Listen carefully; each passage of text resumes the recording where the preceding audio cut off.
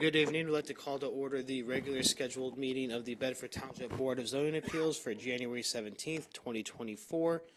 Go ahead and start with introduction of members and representatives to my right.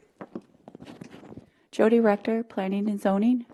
Bill Goldsmith, Township Attorney. Katrina Ingram, Planning and Zoning. Pat Mahoney, Planning Commission and BZA Rep. Joe Gore, Township Trustee Representative. Kyle Dersh, Chairman. Bob Potter, member. Mike Bassinger, member. Dennis Kohler, Building Inspector. All right, if we could all stand for the Pledge of Allegiance, please. I pledge allegiance to the flag of the United States of America and to the republic for which it stands, one nation, under God, indivisible, with liberty and justice for all. All right, Ms. Rector, if you could with the roll call, please. Yes. Mr. Bassinger? Here. Mr. Potter? Here. Mr. Gore? Here. Mr. Mahoney? Here. Mr. Dersh? Here. All present. All right, thank you. And as everyone saw in their packet, we do have a revised agenda for tonight, so we'll be looking for a motion to go ahead and approve that revised version that's in your packets. I'll make the motion to approve tonight's agenda as amended. All right, looking for support. Support. Thank you, Mr. Potter. All in favor? Aye. Hearing no opposed, we'll go ahead and move down to election of Board of Zoning Appeals officers for 2024. Ms. Rector, you may have to help us through this one. I know we go through this every year. I believe we're looking for a motion for a nomination for the position of chairman. Correct. Ms. Rector, I'll go ahead and make the motion to re-elect Mr. Kyle Dersh as chair. I'll second that. Mr. Dersh, do you accept the nominee? I accept. Roll call vote. Any other nominations before we take a roll call? Any other nominations? Roll call votes in order. Mr. Gore? Aye. Mr. Potter? Aye. Mr. Bassinger? Aye. Mr. Mahoney? Aye. Mr. Dersh? Aye. Motion carried. All right, thank you. We are looking for a second motion to nominate a vice chairman for the 2024 Board of Zoning Appeals. I'll go ahead and make that motion that we elect Mr. Bob Potter as the vice chair of Board of Zoning Appeals. I'll support that. Are there any other nominations for vice chair? Any other nominations? Hearing none, roll call vote is in order. Mr. Gore? Aye. Mr. Dersh? Aye. Mr. Mahoney? Aye. Mr. Bassinger? Aye. And Mr. Potter? I accept. Aye. Motion carried. All right, thank you. All right, we'll be moving down to approval of the minutes from the November 6, 2023 meeting for members that were present. So we're looking for a motion to go ahead and approve those.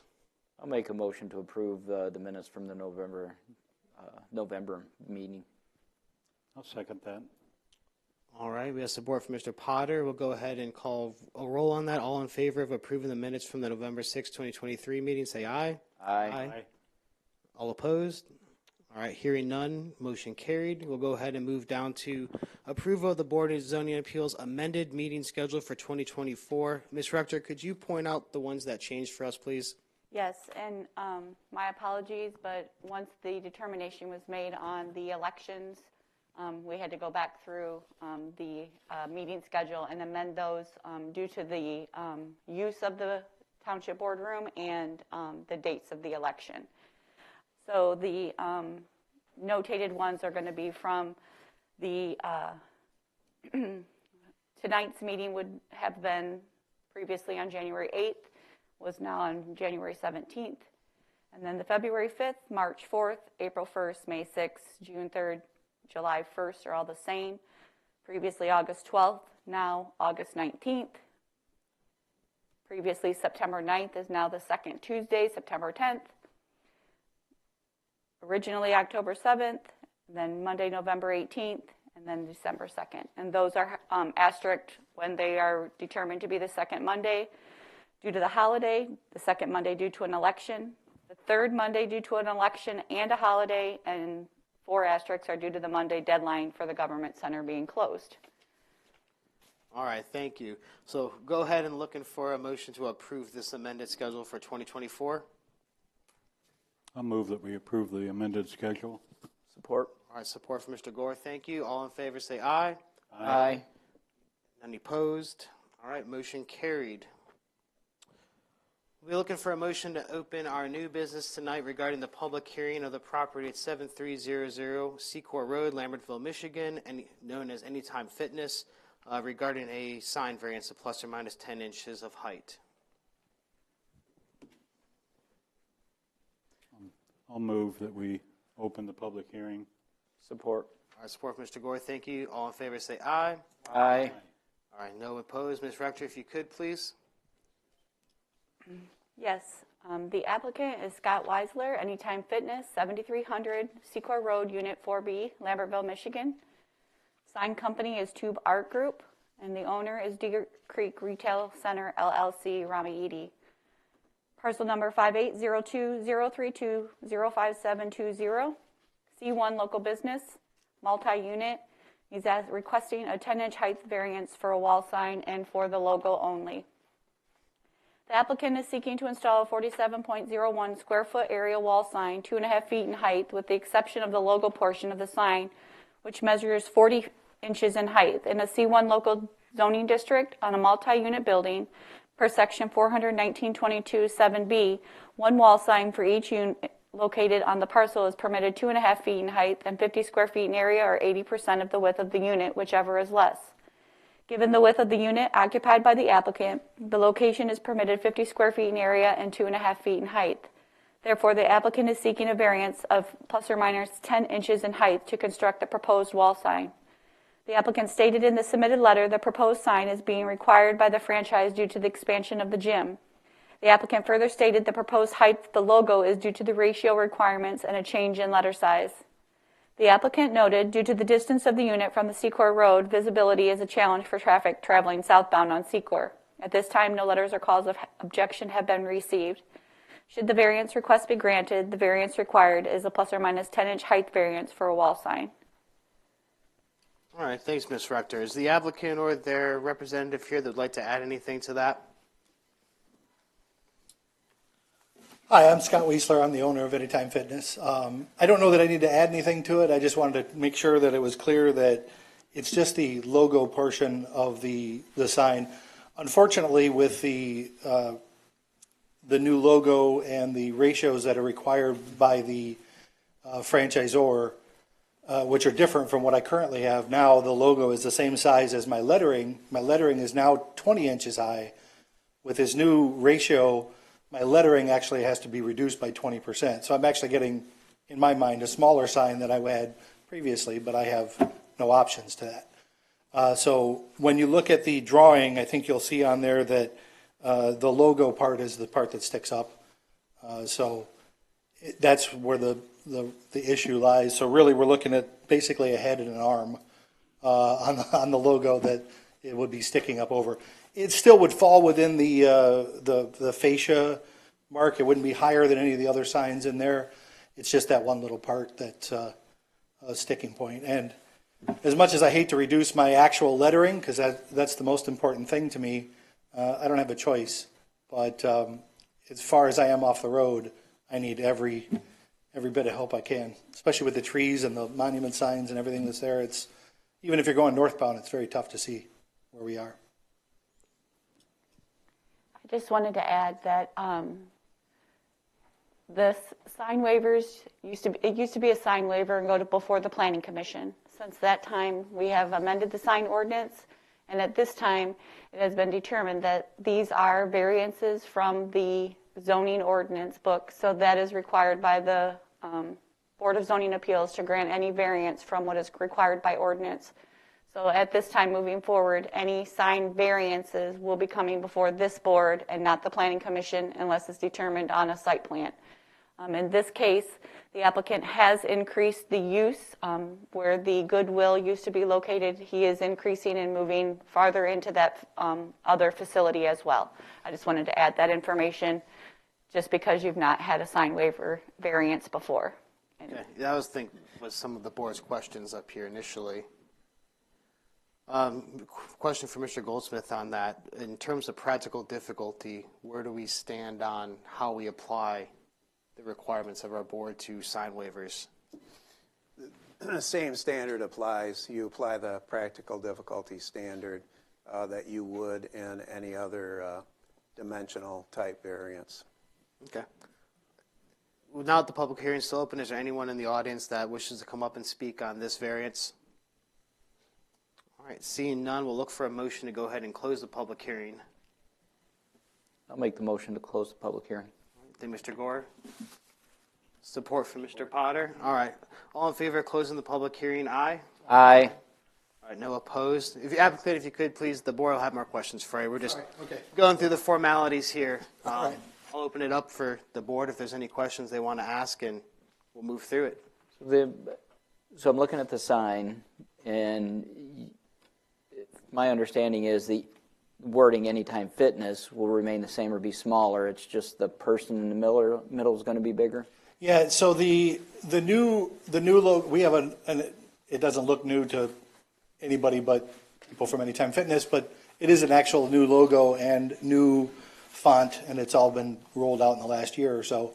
So as I move to this, it has a ratio requirement that forces the Anytime Fitness logo to be that much higher than the lettering. Okay. So that causes my whole problem. Otherwise, I would just make it the same as the one I have in size and run it right across, or at least shrink it by 10 inches. The dimensions of the sign, Jody, are still the same. It's just that variance for that one particular part of the logo.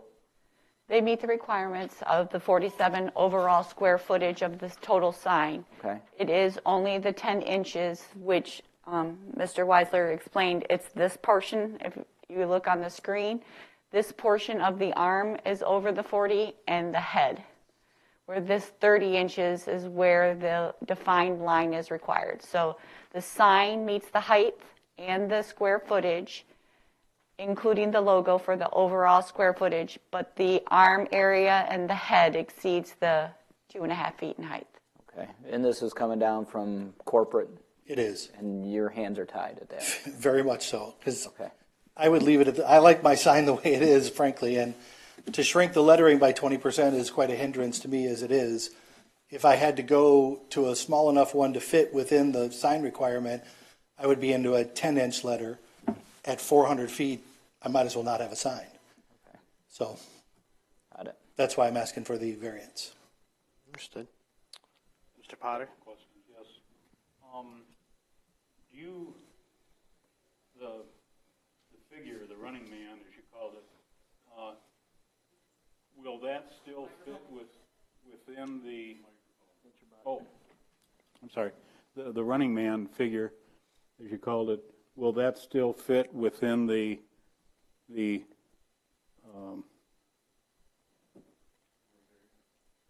fascia? yeah, between the existing roof and the, Yeah, I thought there might have been some pictures we had closer up of, there's a trim around the fascia board. It still fits within that trim. That inside part is 40 inches, so it'll fit just inside of there. And then there'll still be trim around it that you'll see, so it'll still be about 4 inches from the gutter. So there's still room there. It won't look dramatically different from any of the other signs that are on there, on the current buildings now. so it won't go up into that peak? Oh, not at all. It won't go. If you see that, you can sort of see it's a slightly different color. The line, that's the other one. Yeah, that's okay. Do you mind? Can I point on This the one right here? Yeah. Do you see that? If I may, I'll just show you. You can see this colored area right here. There's a duplicate above. It's a little tougher to see there, but it'll stay right within that spot. This is the gutter up top, and it won't be up there. It'll still be right within that same fascia area as it would have been, as any of the other signs are. So it won't look dramatically different. So even though it's what you're asking is more than what the adjoining businesses have in that development, it's still within the what seems to me anyway is the space allotted for a sign. Correct. I mean, it's Yes. the space allotted by the building, not necessarily by our ordinance. Okay. I believe I that was whole. thinking that it was going beyond. Yeah, the whole face of that, I believe, is, it would be, I think, 50 inches total. The space where the signs are is 40 inches. So there'll still be a fascia gap, top and bottom, to the sign, Now, as there are with all the other ones. now out at the road, there's still signage available, and you have one sign out there. I actually don't have one out there.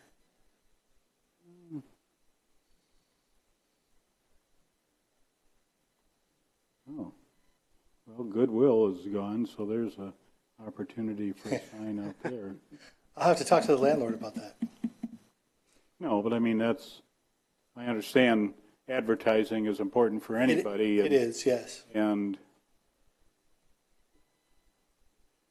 we don't necessarily want the opportunity for one business to overshadow other businesses. But you still do have an opportunity out there at the road. You're right, I thought you did have one out there. Obviously, I was half blind anyway. Okay, thank you. All right, any other questions for the applicant?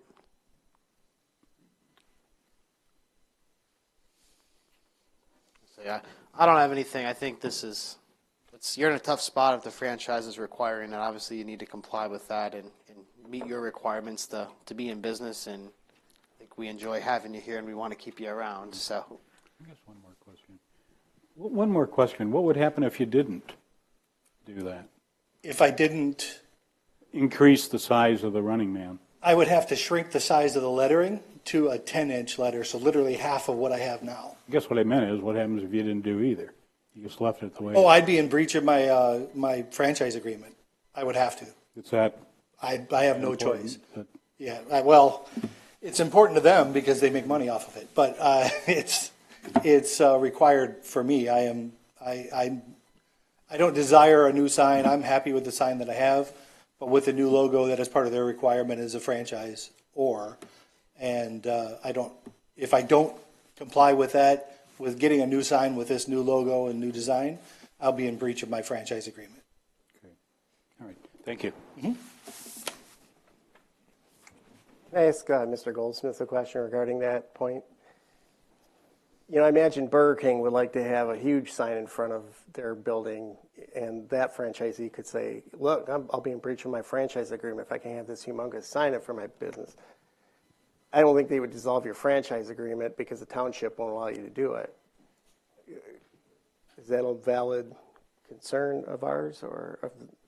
It's a valid concern. I suppose any franchisor could get the bright idea that we're going to require huge signs in of our franchisees, and then have the franchisees come in and say, well, that's a practical difficulty because my franchise agreement requires it, and if I don't do it, I'm in material breach. So, yeah, it is a concern. If it was a huge deviation from the ordinance, I don't think you would ever consider doing it.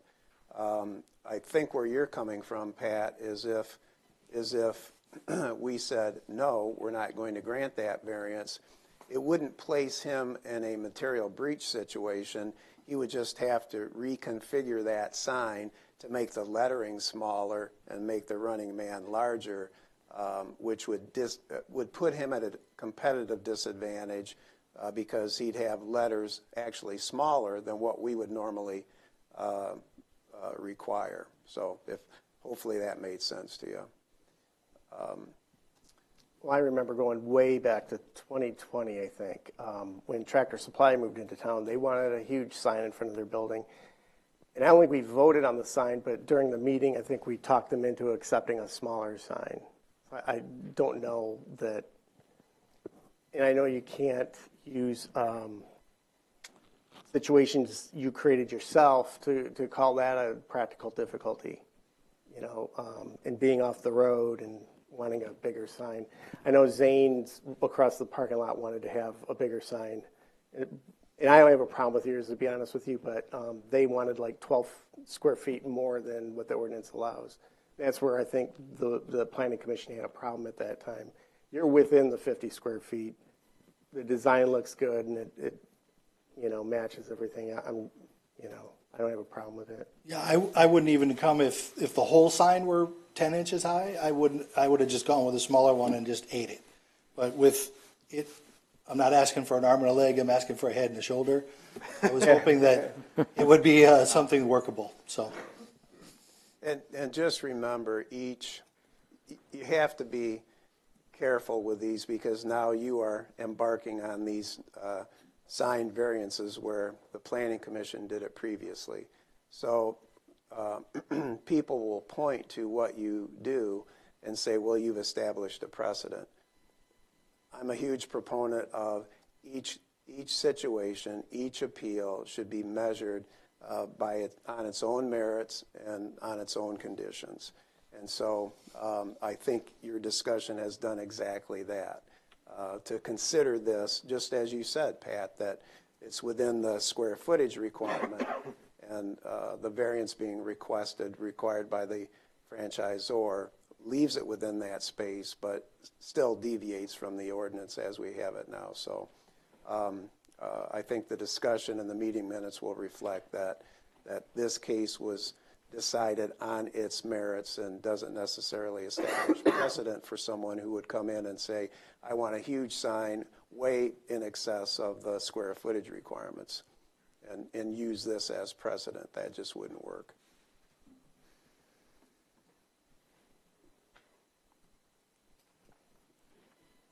Could the requirement of the franchise be considered a practical difficulty? Could that? Well, I don't want to go down that road. That could be a slippery slope because, like I suggested before, someone might get the bright idea that the franchisor could say, well, let's just make a huge requirement, and then they'll use that as a practical difficulty and grant the variance. So don't go down that path. Thanks for that answer, Phil. I'm crossing off one of my practical difficulties right now. I think we're all crossing. Appreciate that.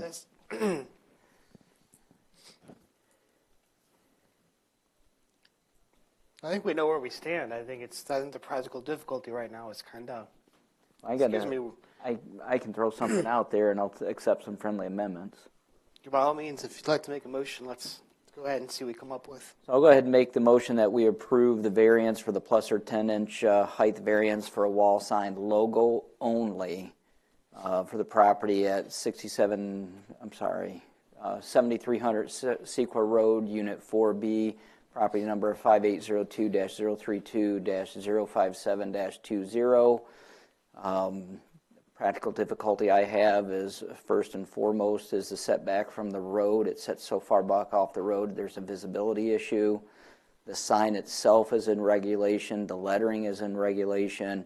It's just a small portion of the head and the shoulder that needs to be increased.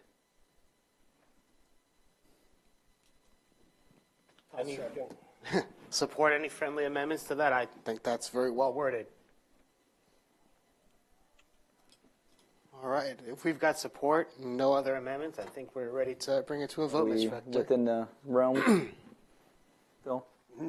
Yeah, I think that's fine. You said it perfect. I appreciate it. Mr. Gore? Aye. Mr. Mahoney? Aye. Mr. Aye. Potter? Aye. Okay. Mr. Bassinger? Aye. Mr. Dersch? Aye. Motion carried. All right, thank you. thank you very For your much. time, we appreciate it. All right, moving on to the next item on our agenda tonight for new business. We're going ahead and look for the motion to open the public hearing regarding the property at the corner of Smith, east side of Lewis, Temperance, Michigan, 5802-035-058-28, multiple variances regarding signs and principal uses. So looking for a motion to go ahead and open that. I'll make the motion to open public hearing. Looking for support? I'll support. Support from Mr. Potter. All in favor of opening the public hearing? Aye. Aye. Aye. No opposed. Ms. Rector, if you could, please. I know this is a little bit of a long one. Sorry. Yes, the applicant is Ali Amaj, 6837 Chase Road, Dearborn, Michigan. Owner is 6630 Michigan LTD, Michael Hodgenecki, 3415 Silica Road, Sylvania, Ohio. It's a vacant parcel located on the north side of Smith Road, east of Lewis Avenue. Parcel number 5802-035-05828. And we're looking at a 1.81 portion of a 7.33 acre parcel. Currently zoned C3. They're looking for a 500-foot setback variance for a proposed development of a gas station car wash subject to site plan approval and special approval process. A variance to allow for a gas station canopy sign to serve as additional signage. A variance for an additional 14 square foot area for a monument sign for a gas station price sign. A variance to allow an additional monument sign for a car wash restaurant sign. A variance to allow an additional 25 square foot area for an additional wall sign on the south elevation for a gas station restaurant. And a variance to allow an additional 25 square foot area for an additional wall sign for a car wash sign on the west elevation. The applicant is requesting several variances to move forward with submittal for site plan approval and to include a special approval process to develop a gas station car wash to include a restaurant on the north side of Smith Road, east of Lewis Avenue, on a plus or minus 1.81 portion of a 7.33 acre parcel, all subject to submitted, reviewed, and approved land division through the assessing department. Please review the submitted letter from the applicant advising of additional information for all of these requests.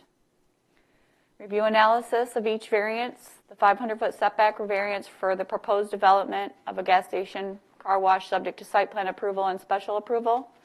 Per section 400-1302-4C in a C3 general commercial zoning district with special approval states, gasoline stations shall not be permitted within 500 feet of an entrance or exit to the property on which is located a public library, public or private school, playground, playfield, park, place of worship, or hospital.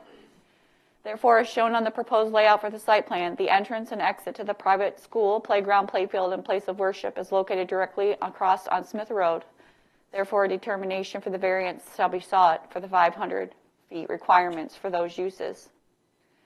A variance to allow for a gas station canopy to serve as additional signage. While the gas station canopy is permitted, a variance to include the name of the gas station will serve as additional signage. Therefore, a variance is required. A variance for an additional 14 square foot area for the monument sign. Per section 419.22 in a C3 general commercial zoning district, one freestanding sign. Sorry, I was trying to get to where we're at so they can read. One freestanding monument sign, 50 square feet in area, 50 square feet of base, having an overall height of 8 feet is permitted. The proposed sign located on the corner of Smith and Lewis for the price for the gas station meets the height requirements. The overall square footage is 64 square feet of signage, therefore a variance of 14 feet is required. A variance to allow an additional monument sign for the car wash restaurant sign. Per section 419.22 in a C3 general commercial district, one freestanding monument sign, 50 square feet of area and 50 square feet of base, having the overall height of 8 feet is permitted.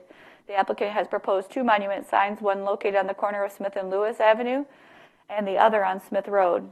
While the monument sign located on Smith Road meets the overall sign requirements, only one monument sign is permitted. Therefore, a variance to allow an additional monument sign is required.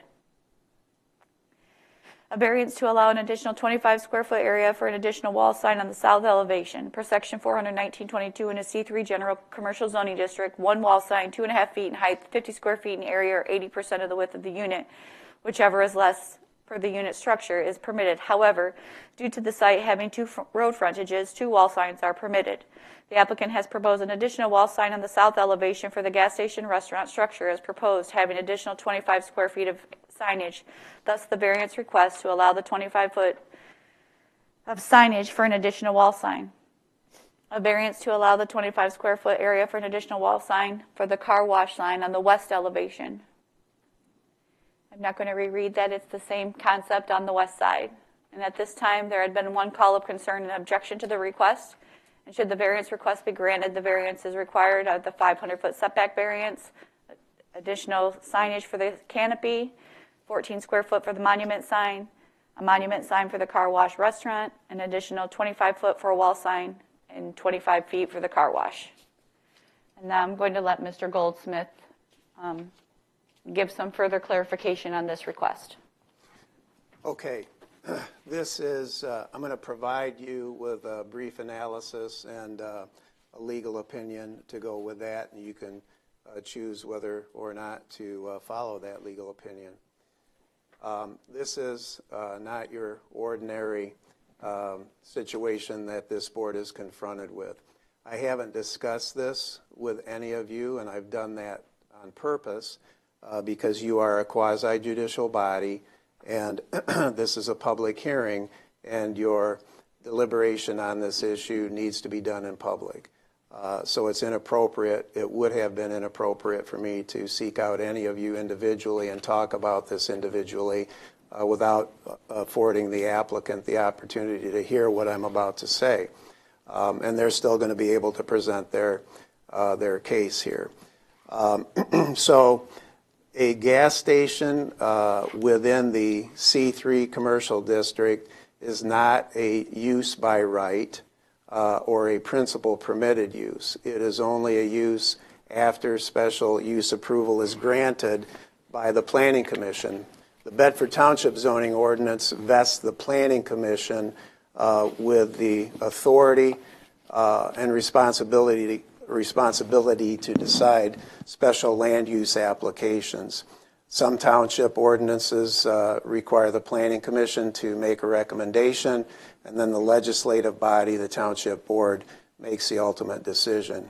So the applicant is asking you, as the Board of Zoning Appeals, to review this to determine whether or not this 500-foot, and I'm not going to call it a setback because really it's not a setback and it's not categorized as a setback in the ordinance, but whether this 500-foot requirement can be essentially removed from consideration when they go to the Planning Commission. So you start with, again, the concept that this is a special land use approval situation. So I go to our zoning ordinance, section 400.1302, subsection 4.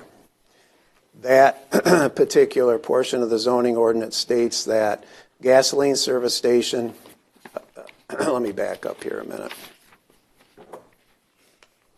When you start with 1302, it states these are the uses that may be employed in the C3 commercial district, one of which is subsection 4, gasoline service station for the sale of gasoline, oil, and minor accessories only, and where no repair work is done other than incidental service, but not including steam cleaning or undercoating, vehicle body repair, painting, tire recapping, engine rebuilding, auto dismantling, upholstering, auto glasswork, and such other activities whose external effects could adversely extend beyond the property line.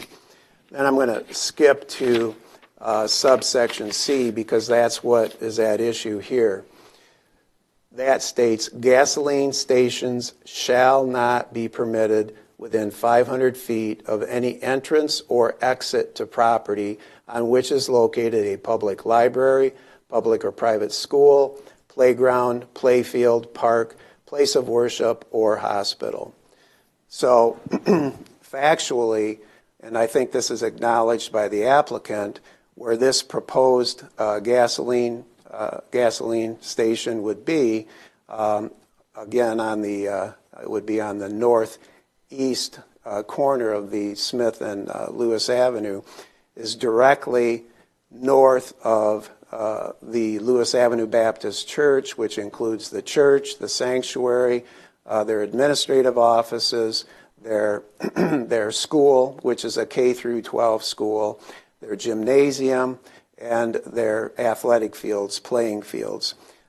So it's directly across the street, separated by Smith Road. So I think it's acknowledged by the applicant that this site is within 500 feet of all of those uses that have been there for many, many years by Lewis Avenue Baptist Church. So the question is, does this board, which is a quasi-judicial board, which is allowed by the Zoning Enabling Act and by the Township Ordinance, does this board have the authority or the jurisdiction to, in essence, remove subsection C from the zoning ordinance and then allow the Planning Commission to consider the special land use application without employing subsection C or requiring subsection C. The answer to that, my legal opinion, and the answer to that question is no, you don't. This is not a dimensional variance.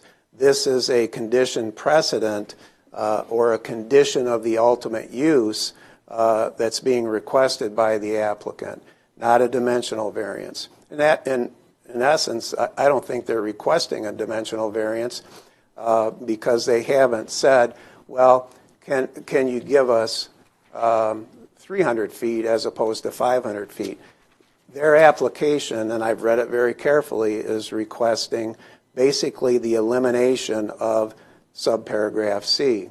So when you go to our zoning ordinance as it applies to jurisdiction and authority, the Board of Zoning Appeals, it states that the Zoning Board of Appeals shall not have the power to alter or change the zoning district classification of any property. You're not doing that. You're not being asked to do that, nor to make any change in the terms of this ordinance. Well, this ordinance refers to the zoning ordinance, the Bedford Township zoning ordinance, nor to permit any use in a district in which it is not permitted.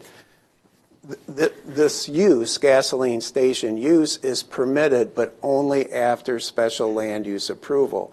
A condition precedent to that is, like I stated before, that it shall not be permitted within 500 feet of any entrance or exit to property on which is located the church, the school, the playing fields, etc.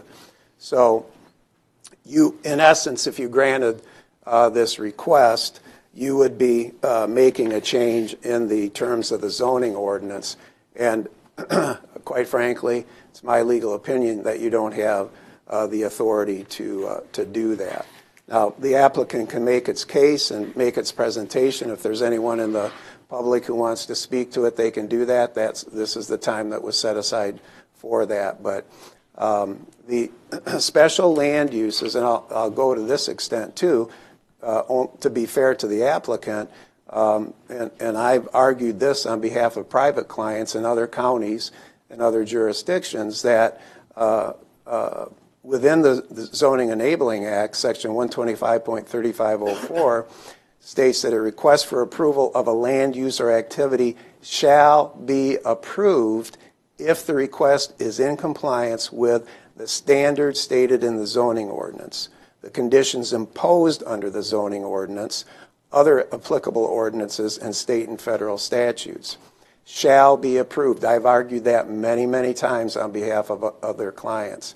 The problem with this application is that this application is not in compliance with the standards stated in the zoning ordinance or the conditions imposed under the zoning ordinance because it doesn't meet this 500-foot rule. Some of you who have been on the board might be thinking, well, Phil, we've granted dimensional variances before. This is not a dimensional variance. This is a condition precedent to a special land use approval. So just by way of explanation, if, for instance, in a residential zoning district, R2A, for example, if that ordinance state, you have a schedule of regulations, you have setbacks, you have height restrictions, you have area restrictions that are also in the zoning ordinance. Well, if the zoning ordinance said something similar to what this ordinance says and said residential dwelling units shall not be permitted unless you have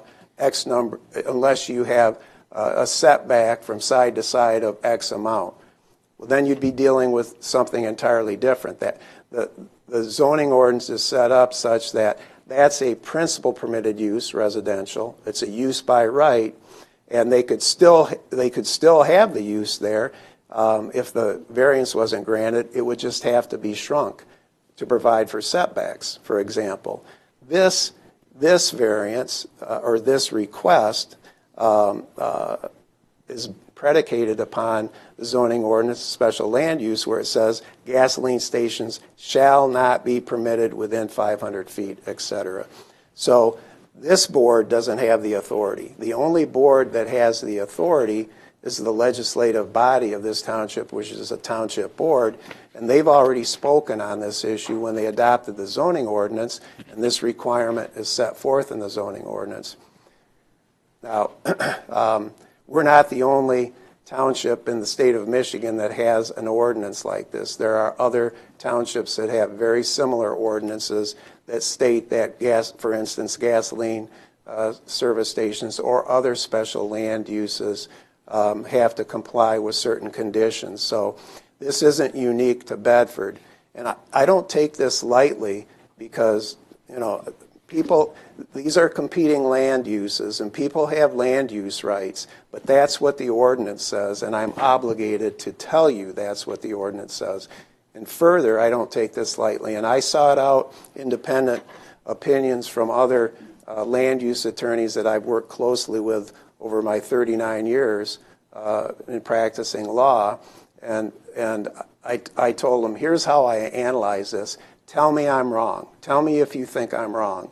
And they said, no, you're absolutely right. This is a special land use. It's a condition precedent. It's a condition that has to be satisfied.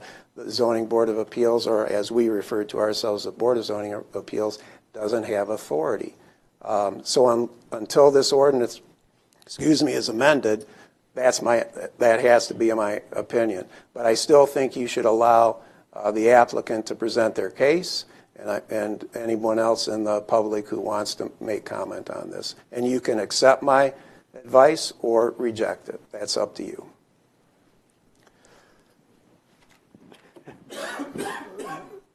Phil.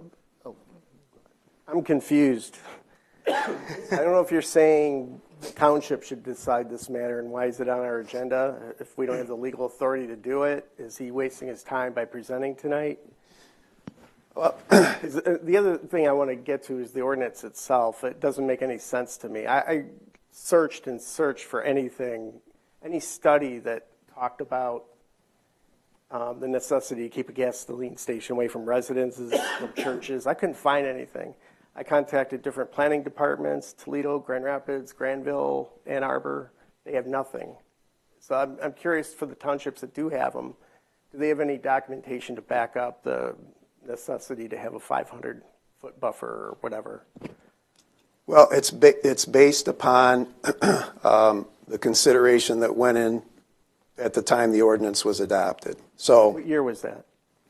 Well, this ordinance was originally adopted in 1977. It's been amended many times since then. But there's a public health, safety, and welfare issue that I believe is behind this, and it has to do where you have a church or you have a school or you have an athletic field, and in this case, you have a K through 12 private school that's been there for years. Excuse me. You're going to have a higher than average concentration of young people at that location directly across the street within 500 feet. So I think the concept was, from a public health safety standpoint, that you're going to increase traffic in that area. You're going to increase the concentration of individuals coming and going and using the service station, or the gasoline station. That's what this ordinance applies to, the gasoline station. It doesn't apply to the car wash. There's no 500-foot rule that applies to the car wash, or the convenience store or the carryout. The 500-foot rule doesn't apply to that, just the gasoline station as in our ordinance. So I think that it's a public health, safety, welfare issue. Can you be specific about that? And the concentration, sorry, I don't want to cough into the mic, the concentration of people who would use that facility versus the concentration of students at the school and the athletic field and the church and so on and so forth. What's the health risk? I'm sorry? What is the specific health risk? Well, the specific health health risk is you have a higher concentration of individuals. You have higher traffic counts.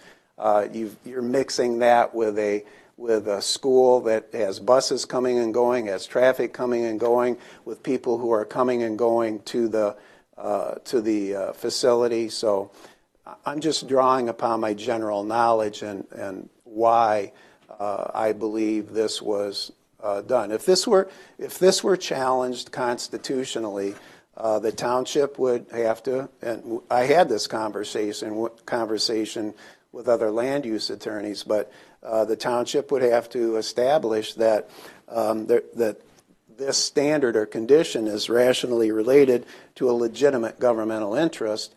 That legitimate governmental interest is public health, safety, welfare, traffic, concentration of people in a general area where you already have a concentration of young people. So that's the best I can tell you. We don't have any legislative history on the adoption of the ordinance, but I can tell you that we're not the only ones. So, Well, I'd like to know if there's other ones. If you can pass it on to me later, I'd like to check it out. yeah, I think Jody and Katrina did a little research on that. So, But I mean, if traffic was the concern, they wouldn't have. I mean, they built their church back in the 70s, I understand, but that is the main thoroughfare going into the Temperance downtown. You have to expect traffic. well, there are other C3 commercial uses that could fit in there. But anybody who's going to invest money in that spot is going to want to have busyness. They want to have traffic and customers coming in and out and spending money, right? So what's the difference if it's a gas station or a flower store? Could be a huge difference depending on traffic flow. I'm just telling you, you can choose to ignore my advice. I'm telling you what the ordinance says. I'm listening. Yeah, what the understand. What the ordinance states, what the law states, is the Zoning Enabling Act states, and what our ordinance states and what the Zoning Enabling Act states with respect to authority of BZAs. So I've been out to that site several times over the last couple of days. And this is a dead issue for me because we've never granted a 500-foot variance since I've been on the board on just land divisions and things like that. There's a house right there that this property would butt up right next to on Smith Road. There's two houses, then you have Smith Road Elementary School. Across the street, you do have Lewis Avenue Baptist Church. That's, like you said, that's been there for years. I don't see any practical difficulties whatsoever. You drive a quarter mile down the street into Lewis and Alexis, you have a dilapidated gas station. You have one that's already been torn down. Thank God that's been torn down. And you got another one across the street that's been vacant probably 10 years, just sitting there. Telegraph coming into Michigan looks horrible with the trailer parks and some of the rundown hotels that are right there. I just don't want that on Lewis Avenue. I don't want any of that on Lewis Avenue. And I don't know, even if we were to look at this, looking at the gas station shall not be permitted, we shouldn't even be here on this variance right now on any of these requests. They should deal with it with planning and before we even get to it.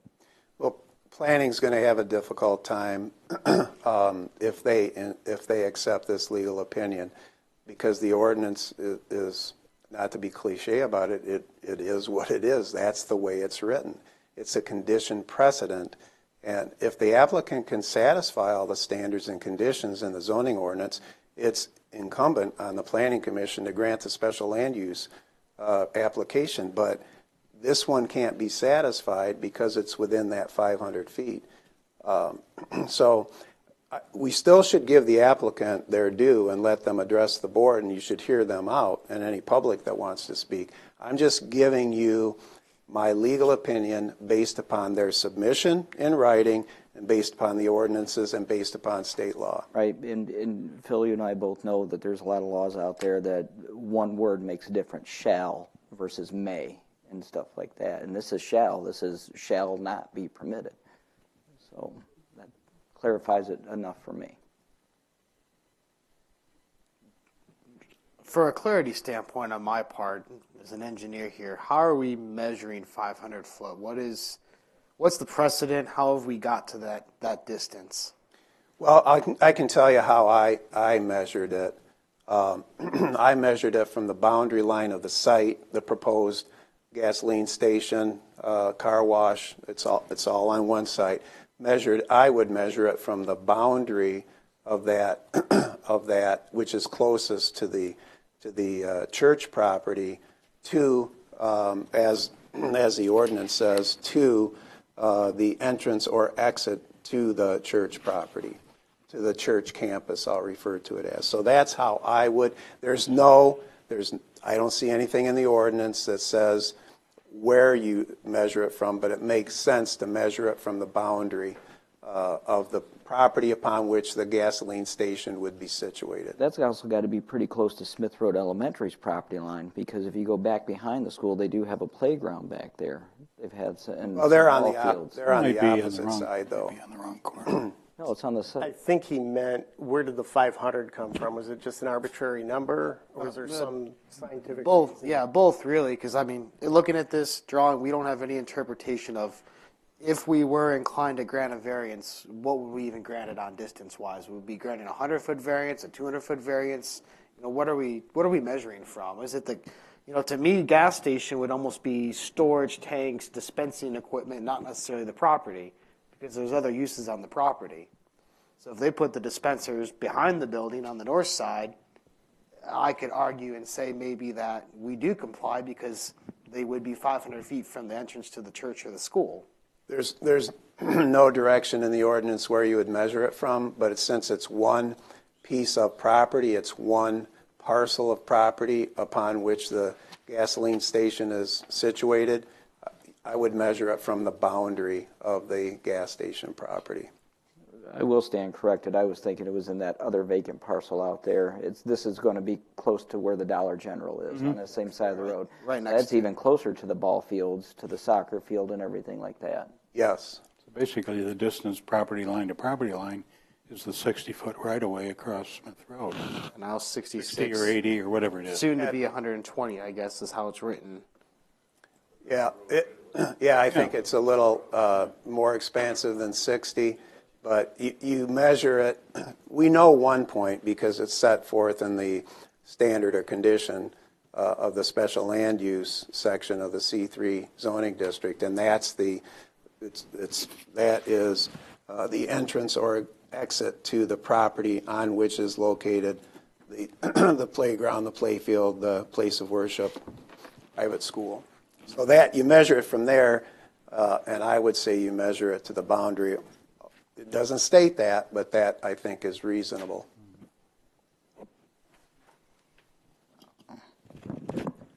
Can I ask a question? I guess, the way the ordinance is written, the entrance and the exit of the property, if State Line Church did not have an entrance on Smith Road and they just had their entrance on Lewis Avenue, would this be in compliance?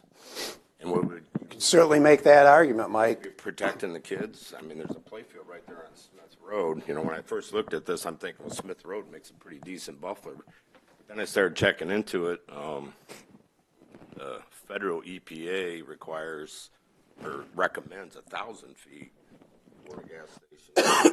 School. My question, when this ordinance was written, was it public safety or was it environmental or do we know? We don't know. I don't know. I think when you look at the ordinance as a whole, it's public health, safety, and welfare. And some ordinances, I've been told, are 1,000 feet. This is 500 feet. I don't think it's arbitrary. It's 500 feet for public health, safety, and welfare purposes. And I think you hit on something. If you're looking I'm not trying to be unfair here. I'm just looking at the ordinance, reading it, applying the law. So it says 500 feet of any entrance or exit to the property.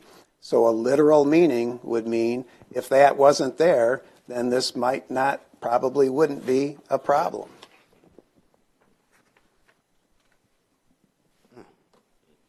But it is there.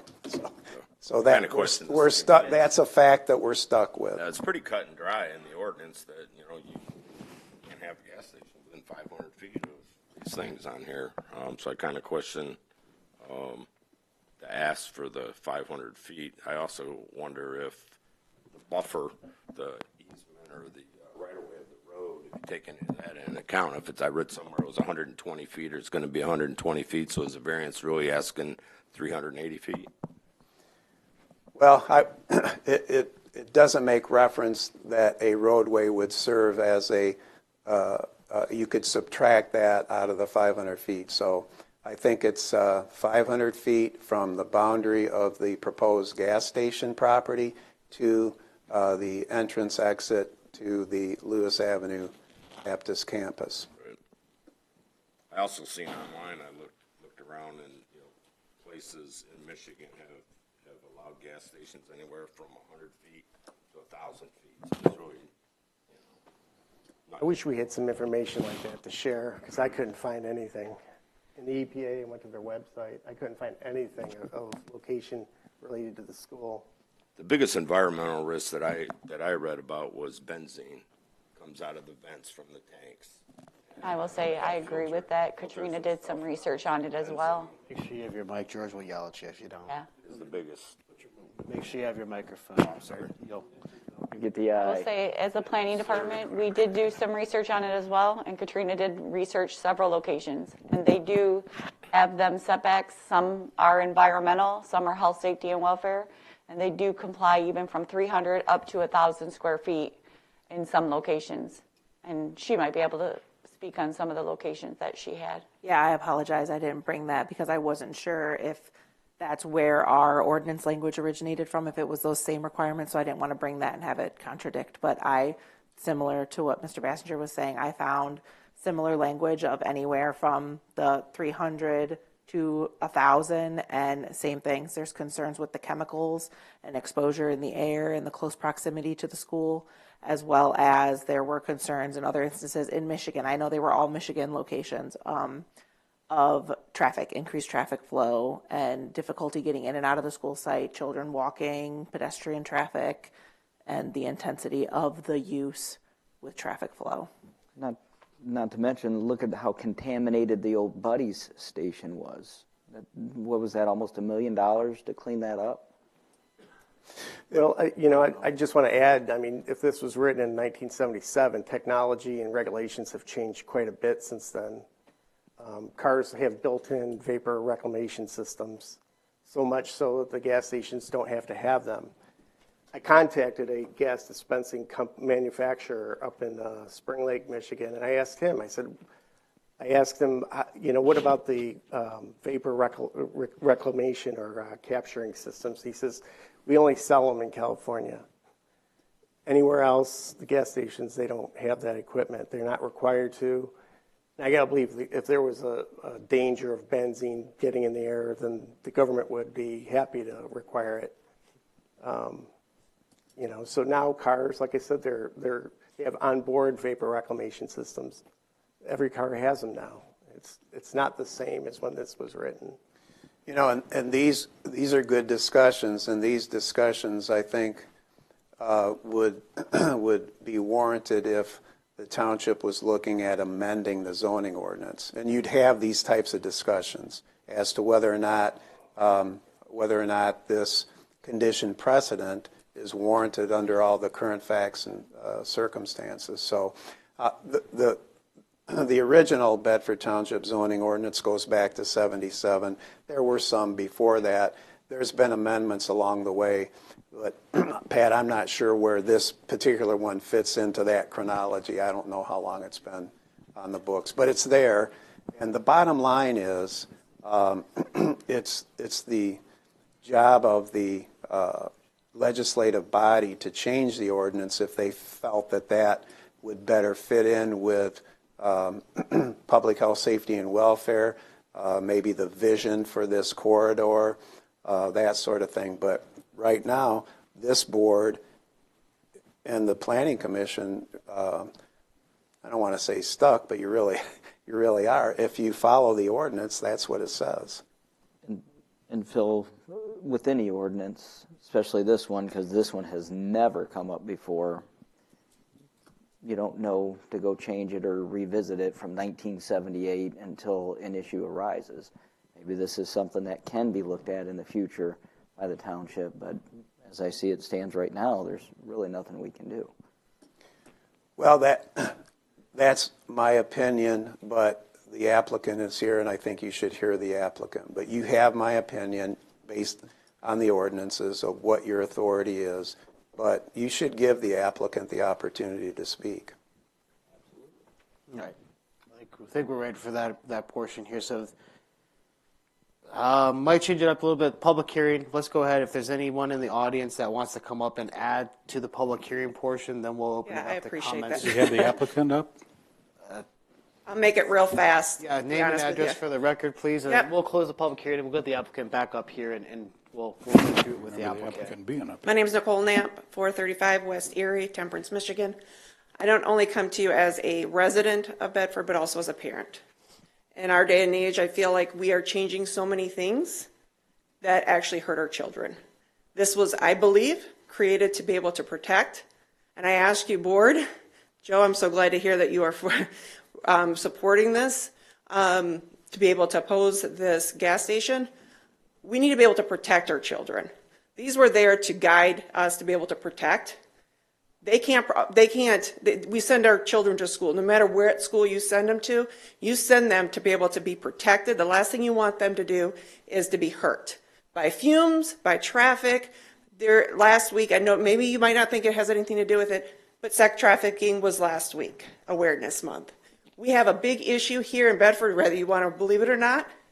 But you have to think about, if you're going to change an ordinance or a variance, you got to think about everything that's going to impact it. Not just one person that's going to get benefit from it, but the overall well-being of Bedford. The children mainly. The parents that are trying to trust Bedford board to be able to put their best interest for their children. So I ask you to reconsider that, Pat, to think about what's best for our children. Yes, it might have been old, but overall, what's truly best for our children? There's too many laws, too many ordinances in this country today that are taking and actually not helping our children anymore. That's all I have. Thank you. So anyone else for the public hearing portion of this that would like to come up and state their name and address for the record and make your comment? Yes, my name is Josh Newbold. I live at 4226 Kingsmore Drive in Toledo. I'm the principal at State Line Christian School, which is right across the street from what we're talking about. First of all, I have about 270 names on a petition here opposing this, of people associated with the school and the church, so I just want to give that to you. There's also a daycare there. I wanted to mention that as well. State Line Early Learning Center is also at that location, so I just want to mention that. And then I wanted to speak really quickly to the issue of the benzene, just some things we looked at. It says a number of compounds injurious to human health are released from gas stations during vehicle fueling and from underground storage tank vents. Measures to reliably resolve these adverse health effects are not employed at new gas stations. Benzene is the gasoline constituent most harmful to human health. The U.S. Environmental Protection Agency echoed concerns about the health risk associated with gas station emissions in their schools guidelines. They recommend screening school sites for potential health risk when located within 1,000 feet of a gas station. They've estimated that underground gasoline storage tank vents were sufficiently high to constitute a health concern at a distance of up to 524 feet. Health effects of living near gas stations are not well understood. Adverse health impacts may be expected to be higher in metropolitan areas. Similarly, affect are individuals who spend time close to a gas station, in close by businesses, or in the gas station itself. Of particular concerns are children who, for example, live nearby, play nearby, or attend nearby schools, because children are more vulnerable to hydrocarbon exposure. And then I wanted to speak to what you were mentioning about the safety things that they have. Stage 2 measures reduce vapor releases when you and I are fueling cars at the pump. A decade ago, most gas pump nozzles were designed to capture vapors released during refueling. The vapors were then sent to the 10,000, 20,000 gallon underground tanks where gasoline is stored. These stage 2 vapor recovery systems were phased out beginning in 2012 as a result of the widespread use of onboard refueling vapor recovery system. As its name implies, they are built into new cars. The system captures vapors during refueling, which are then stored in canisters within the vehicle. A study published in 2020 examined the effectiveness of onboard refueling vapor recovery systems. The researchers found that 88% of vehicles monitored released vapors during refueling, despite the presence of these systems. While the 2020 study may raise a question about health risks to consumers pumping gas, 2021 study found this was not an issue. The researchers found that consumers filling their vehicles under normal conditions were not exposed to benzene from filling alone. However, the cumulative effect of benzene released during fueling and from underground storage tank vents remains a cause for concern for those living, working, or learning nearby. So I think my guess is that is probably part of the reason for this original law, and it seems to me as studies have gotten more advanced, the concern has not gotten lower. It seems to be more increased. So I think that's our concern. We're coming to you saying, I think there's a reason behind the law in the first place, and we think we ought to stay with that. Thank you. Thank you. Is there anyone else for the public hearing portion that would like to come up and state your name and address for the record and make your comment? Good evening, thank you. My name is Michael Doucette. I live on 8912 Woodside Drive in Temperance, Michigan, and I'm the chairman of the board at Lewis Avenue Baptist Church. And once again, we did not know or understand what the basis behind the ordinance was at first, and we just came to really ask the board if there was some change, which I don't know if there will be or not, but if there was some change to really fully understand the basis behind that, because what we've seen, there is a health risk basis behind it with benzene vented from the gasoline tanks, and with our school and children being so close by and teachers being in the building. If you look at benzene, there is no national lower limit, safety limit for indoor levels of benzene. So there's no amount that the government would say is a safe level to have indoors at all.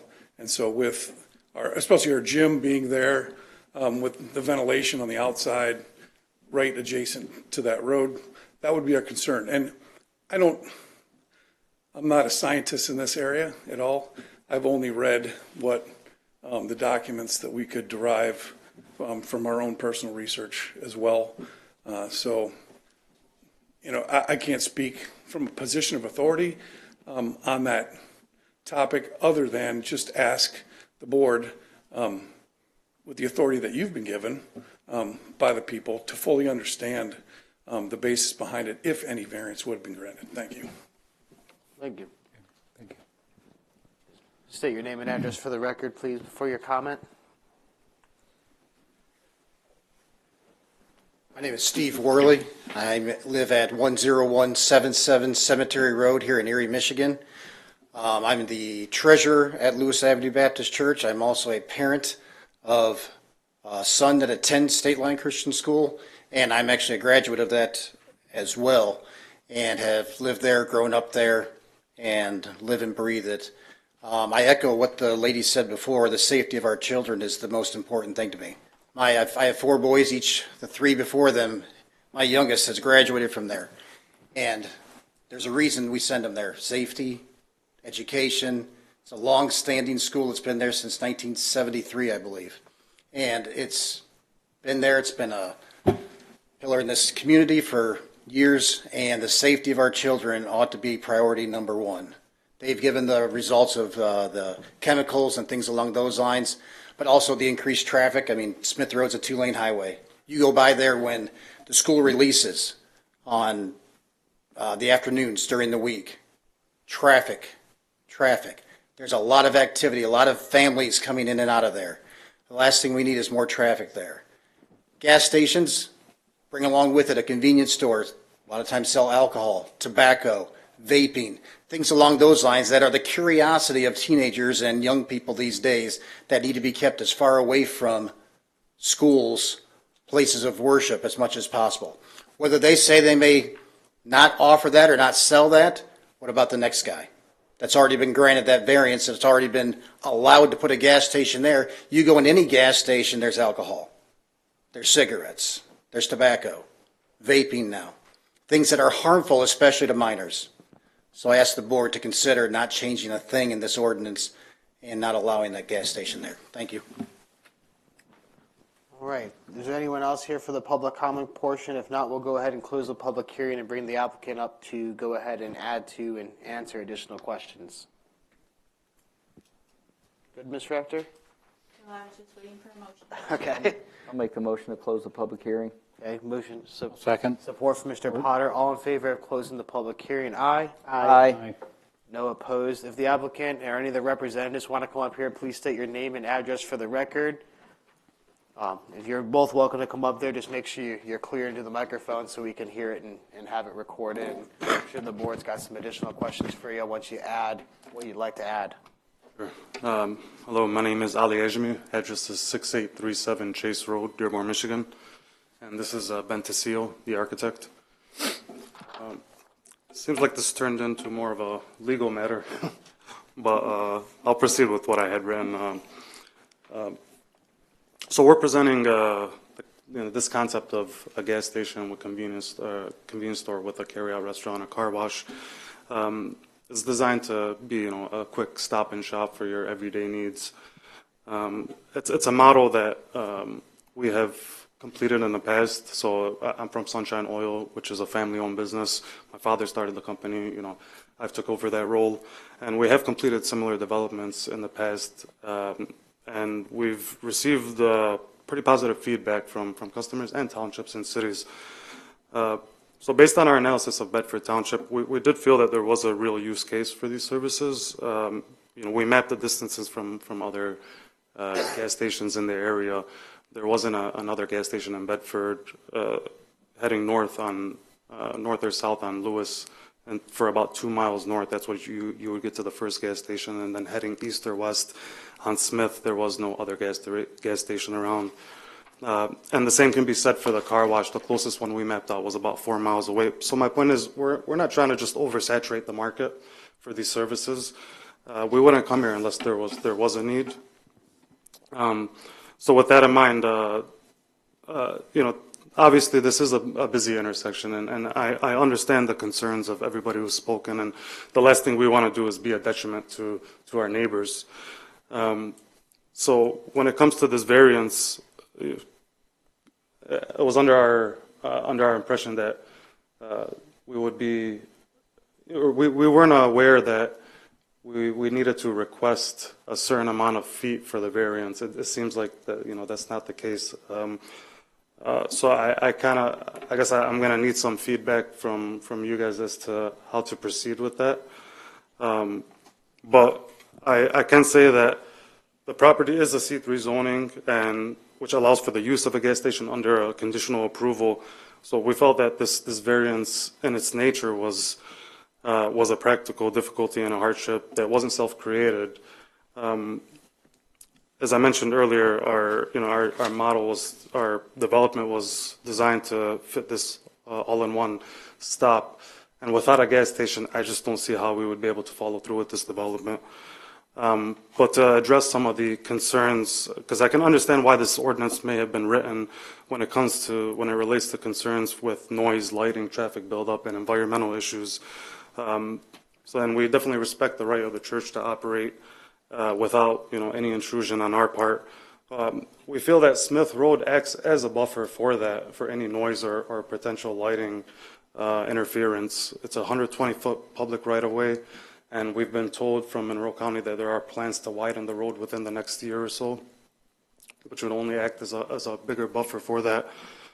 And then more so, with that buffer in place, when it comes to things for environmental issues, so things are much more different than they used to be when this ordinance was written. We're subject to a lot more rules and regulations around the monitoring of the storage tanks and dispensing equipment. We have to go through quarterly inspections that are documented with the state. We go through line testing, impact valve testing, leak detectors, dispensing equipment, spill buckets. This is stuff that's recorded with the state, and we have to have an official VASC operator to be conducting these. So the risk of any potential leaks is very low compared to how they used to be back in when this ordinance was written. As it relates to some things mentioned on vapor recovery or the potential for benzene, so the vapor recovery is still active in the underground storage tank systems. When a fuel truck comes to deliver, they're dropping that load, and they're setting up their truck to contain those vapors and send them back to the tanks. We could provide more legal opinion on that if need be. That's not a problem. So I did make attempts to reach out to members of the church. I know there was some concerns there with the potential sale of alcohol, which I addressed, and I said that's not part of our business model. It never has, and we don't intend to. And I'm more than willing to put that in writing with the township that alcohol cannot be sold on this property, whether we own it or somebody else in the future owns it. But I want to be clear, we're long-term operators. We've been in sites in townships and cities where we've operated for 35 plus years. So it isn't our intent to develop this and just walk away. We're here to work with the township and work with its residents. And I think we were able to do that aside from this ordinance, which is a very big deal. And some of the sign ordinances, I feel like we developed a site plan in a manner where we didn't just come in and try to design it the way we wanted to. We tried to design it within the confines of all the ordinances. And I think that shows with outside of the sign ordinances, like I said, or variances, there isn't anything else.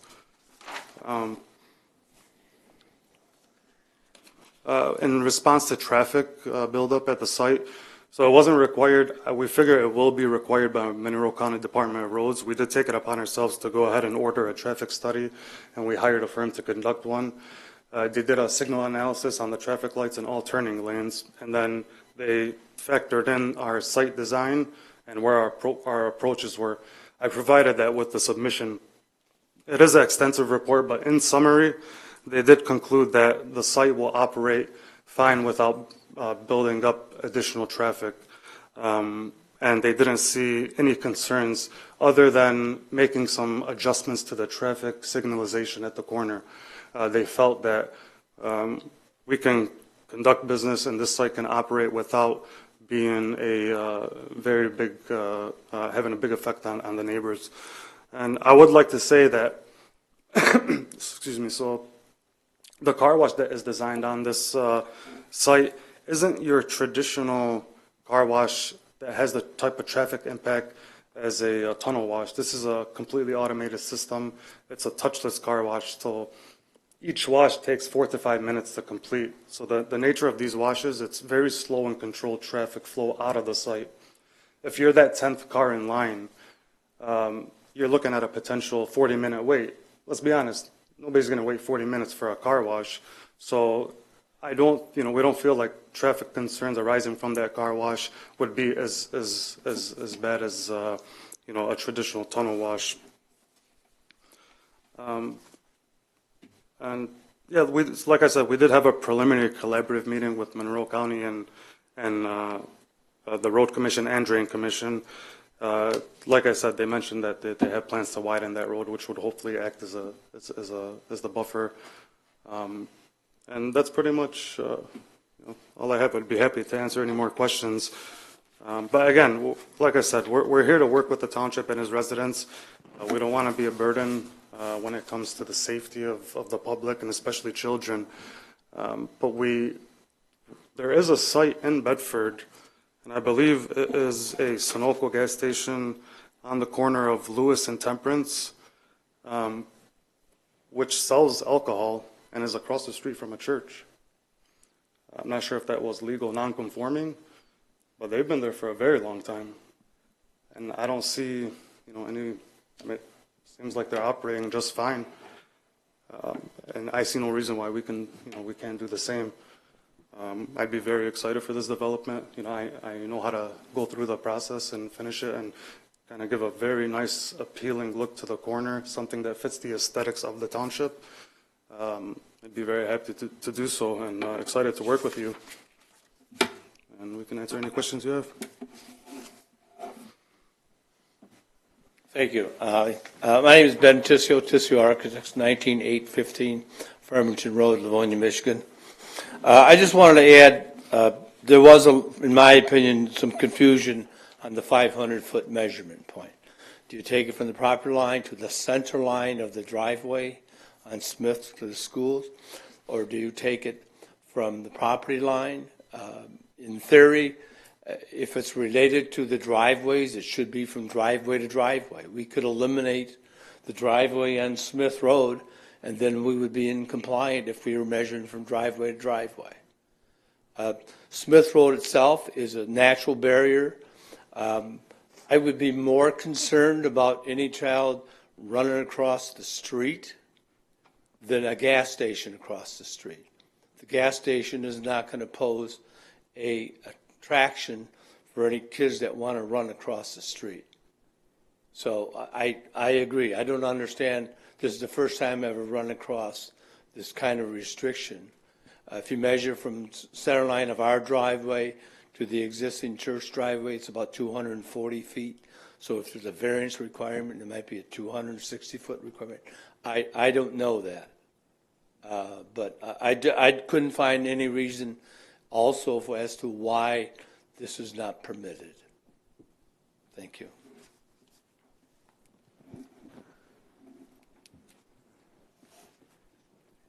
If you could, you want to go up and state your name and, excuse me, name and address for the record and add anything additional to that note. My name's Steve Lennox. I'm the listing agent for the property, and I work for the owner, Mike Hajnecki. And he couldn't be here tonight, but he wanted me to let you know that he supports this project, as you might expect. All I would ask is that, this was interesting. Phil gave a nice presentation, but I don't know how you enforce an ordinance that's got a specific arbitrary number, relatively arbitrary, 500 feet, when it says nothing in the ordinance says how it's to be measured. That's bizarre. I mean, it's just, how do you do that? I don't know, but that's a thought. Ali mentioned the situation with the gas station and the church right across the street from each other. And, they've been there together for as long as I've been in the township, which is over 50 years. So and somebody brought up the health and safety issue, Phil, if there's a health and safety issue, there must be tons of data regarding people congregating back and forth at that church. There must be something. And with benzene fumes and all that stuff, you'd think we'd know about somebody that was overcome with fumes. I mean, I'm just asking you to look at what is existing. Nobody wants to hurt children. Come on, nobody wants to hurt kids. Nobody wants to hurt people. But we got to live. And this corner was zoned for this specific use, actually. I mean, and I don't think we were aware when we started out this project about the 500-foot arbitrary number. I mean, 500, why not 1,000? Why not 100? And how do you measure it? I think those are critical issues. I'm not sure it's this board's going to ever have to deal with that, but I think that's a critical issue. And the last thing I would say is, there's only one person that's got financial skin in the game here, and that's the owner. He's paid taxes on this property. He's a good owner. He's a developer in his own right. And I would just ask, anytime we go to a board meeting, that the owner's interest be considered too. Somebody made the comment that why we can't do this and put our kids at risk while one person benefits. I disagree with that too. One person? Are you kidding? I mean, this use is perfect for this corner. And there aren't that many gas stations. I think there's, 3 or 4? This might be the 4th. You go up and down Lewis, there's not a gas station until you get to Lewis and Dean. And then from there you go to Lewis and Temperance Road. Traffic, I understand traffic. That intersection was built for traffic. And these gas stations don't create traffic, they draw traffic. So it's, they try to capture the traffic that's there. So I understand there's not going to be a decision here tonight. We respect that. Last thing I would say, I already said that once, but I'll say it again. I would just ask you try to help work with this applicant to figure out, would he have been better off to say 100 feet, or if they can eliminate a driveway. I guess I'd like to see us try to figure out a way to make this work so there's a win for everybody. And again, nobody designs a commercial project with the idea that it's going to be harmful to kids. That's not ever the case. And, that's it. So, Mr. Chairman, Steve may be surprised by this, but I agree with a lot of what he said. I need to buy a lottery ticket.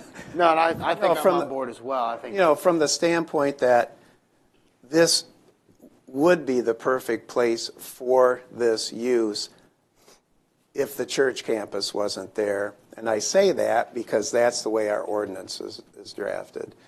I don't agree that the 500-foot requirement is arbitrary, but you'd expect me to say that as your attorney. I don't agree with that.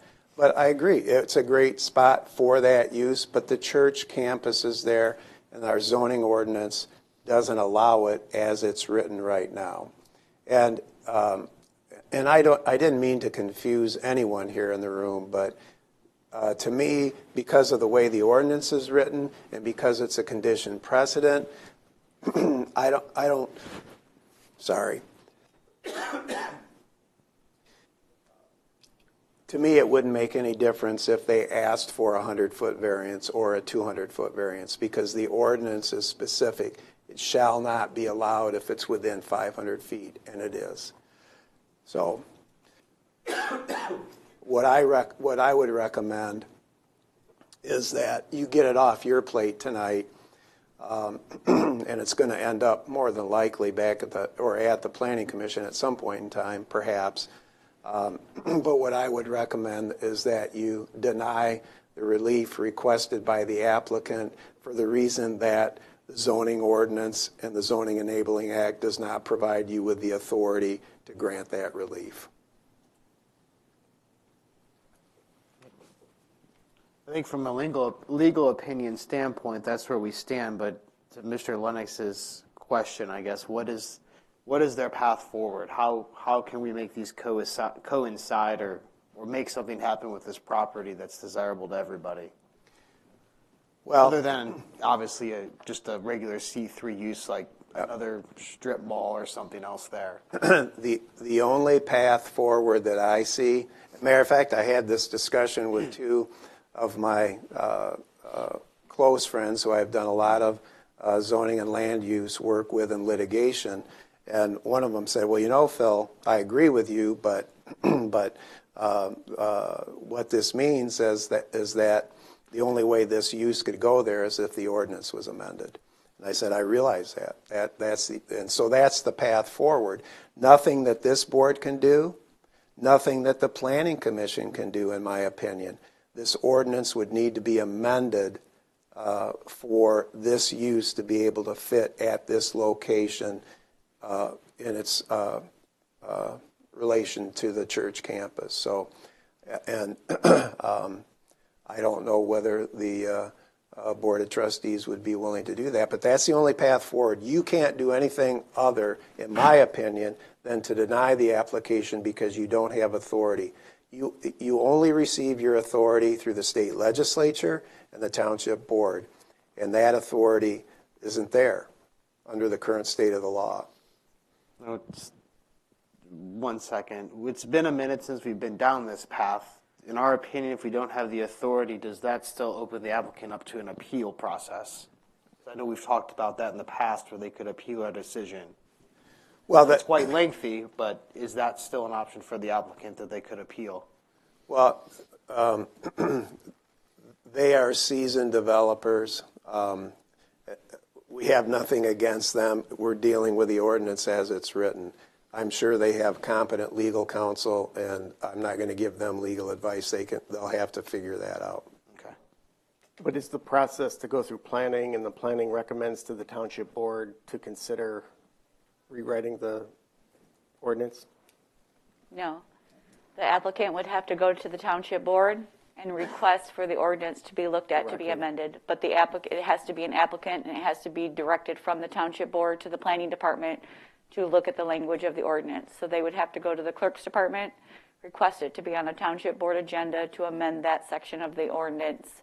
And then the township board would have a discussion whether they desire to move forward to amend that to allow that type of use from those types of uses already existing. I think this is, I wanted to give him a Yeah, Ben Tisser again. Point of clarification. I'm confused about some things.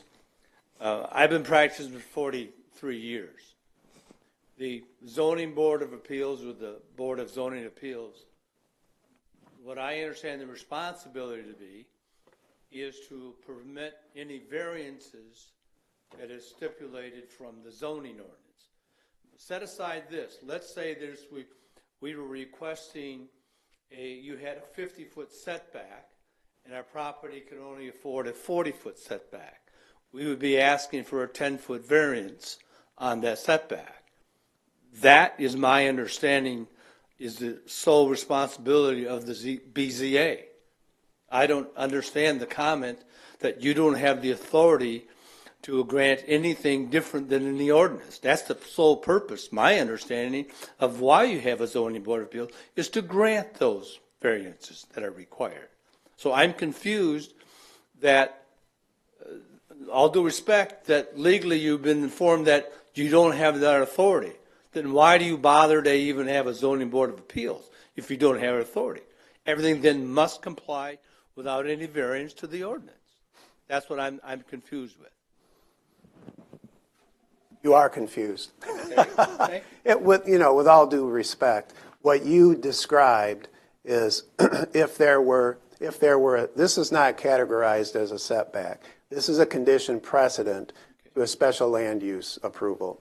But you're absolutely right. If you came in with a site plan and say the side yard or front yard setback, you didn't feel that you could comply with that there was a practical difficulty because of the topography or the geography of the land, and if it wasn't self-created, and you were requesting a 10-foot side yard setback, that's where you go.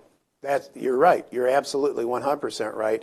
This is the only board that has the authority to grant that variance. If they denied it, you could appeal that to circuit court. Okay?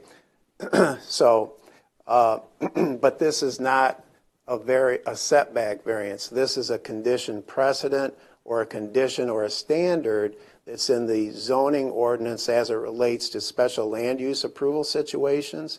And all those conditions have to be complied with.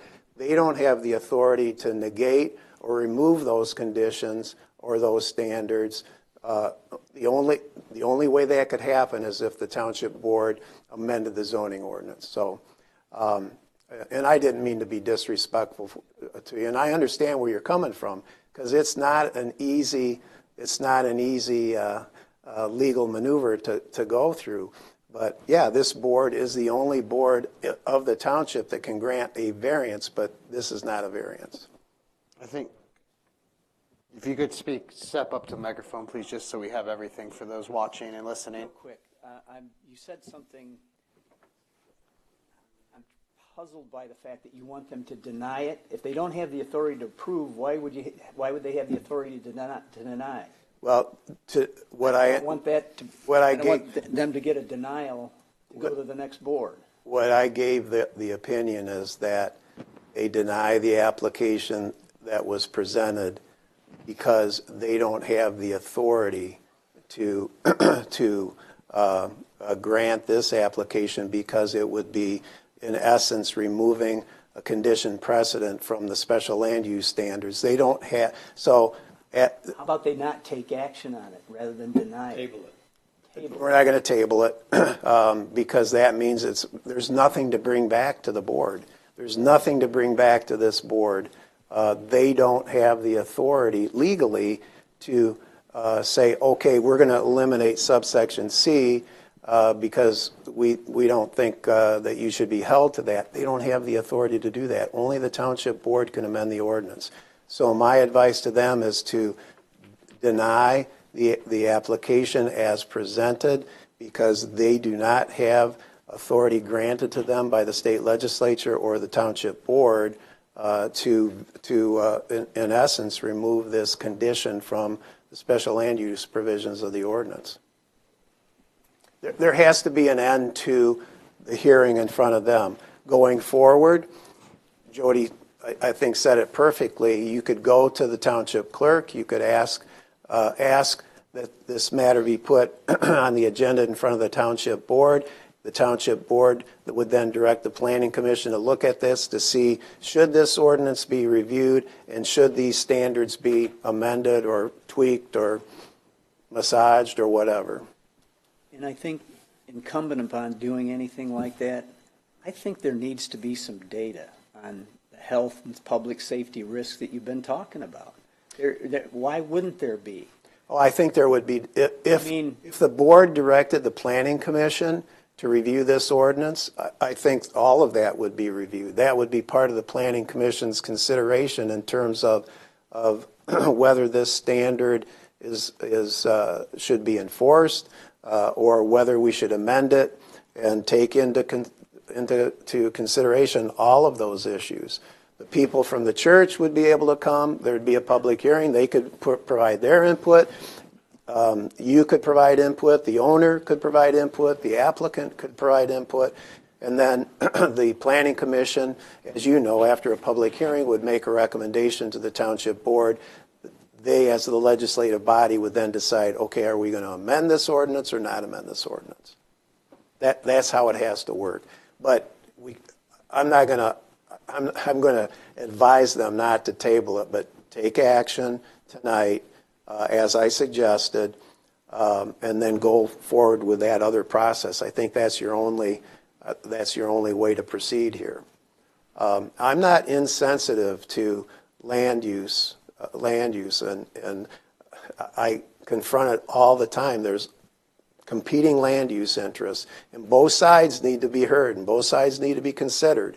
But at this point, this board doesn't have the authority to grant the relief that's being requested.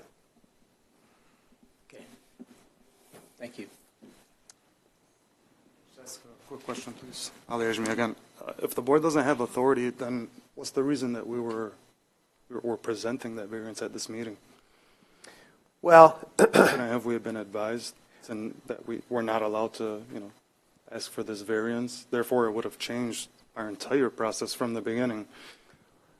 I'm not going to comment on that because I didn't provide information one way or the other. But when it gets to me, because I'm the attorney that advises this board and I come to all the meetings, and I carefully look at these packets and evaluate them and determine, because I know they're going to be asking me questions.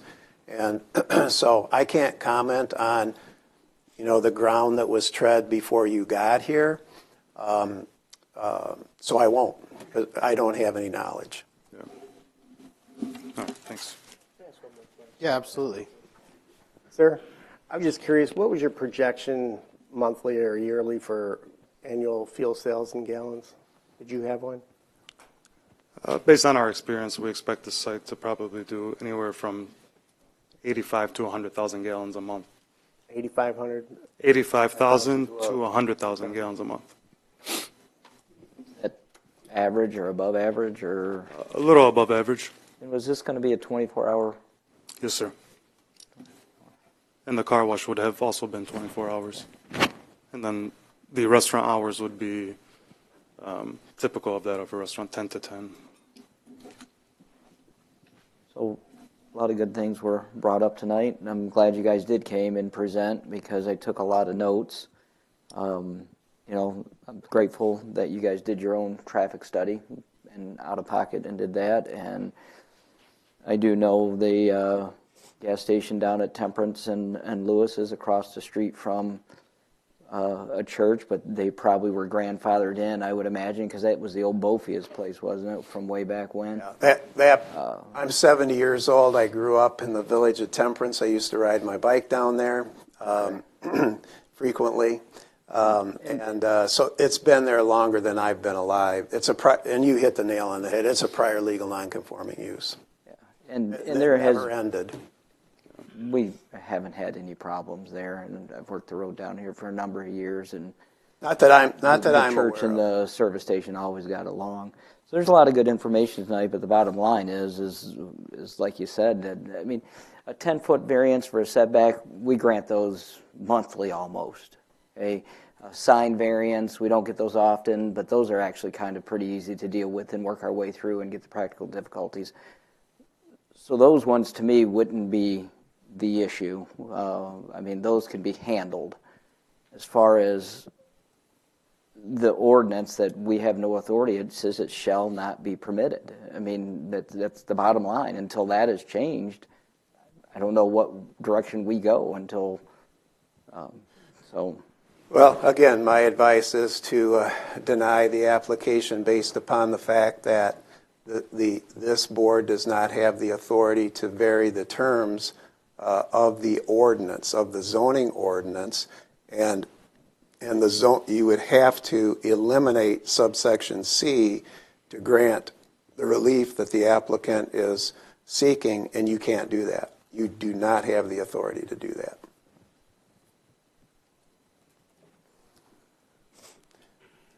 So I hope no one is offended by the fact that I didn't explain this to you prior to the meeting, but I thought that inappropriate because these types of issues need to be discussed because you're a quasi-judicial body. They need to be discussed openly in the public at a public hearing. And I didn't want to have the appearance of impropriety or talking to somebody and say, hey, you guys can't do this. I wanted you all to hear the same information at the same time during this public meeting, public hearing. So, question, Phil.